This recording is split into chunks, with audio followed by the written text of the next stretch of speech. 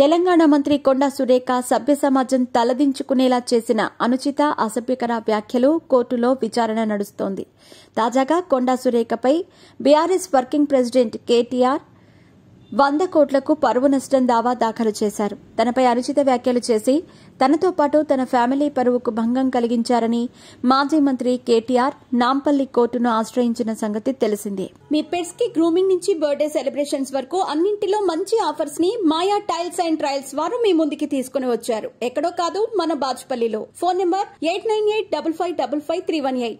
మరోవైపు నాగార్జున కూడా కొండా సురేఖపై తమ కుటుంబం పరువు బజారున పడేసేలా చేసిన వ్యాఖ్యలు కోర్టులో డిఫామేషన్ కేసులో దాఖలు చేసిన సంగతి తెలిసిందే. తాజాగా మంత్రి కొండా సురేఖపై కేసు నమోదైంది. సీసీ నెంబర్ 490/2024 336 BNS యాక్ట్ కింద పోలీసులు కేసు నమోదు చేశారు.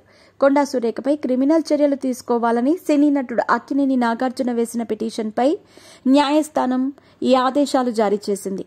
అంతేకాదు, ఆమెపై 100 కోట్ల పరువు నష్టం కేసు దాఖలు చేసిన సంగతి తెలిసిందే. అలాగే మంత్రి కొండాకు నాంపల్లి కోర్టు సమన్లు జారీ చేసింది. డిసెంబర్ 12న పర్సనల్ గా కోర్టుకు హాజరు కావాలని ఆదేశాలు జారీ చేసింది. వ్యక్తిగతంగా హాజరు కావాలని కోర్టు ఆదేశించిన సంగతి తెలిసిందే.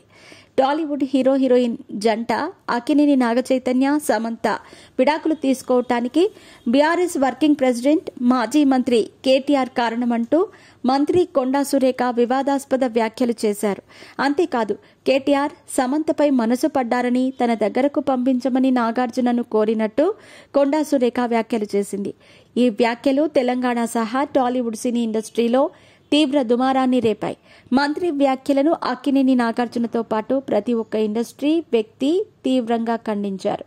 చివరకు కొండా సురేఖ వ్యాఖ్యలపై నాంపల్లి కోర్టును నాగార్జున ఆశ్రయించిన సంగతి కూడా అందరికీ తెలిసిందే. క్రిమినల్ పిటిషన్ దాఖలు చేశారు. ప్రొసీజర్ ప్రకారం పిటిషనర్ వాంగ్మూలాన్ని న్యాయస్థానం రికార్డు చేసింది. నాగార్జున స్టేట్మెంట్ తర్వాత సాక్షుల స్టేట్మెంట్లను కోర్టు రికార్డు చేసిన సంగతి తెలిసిందే.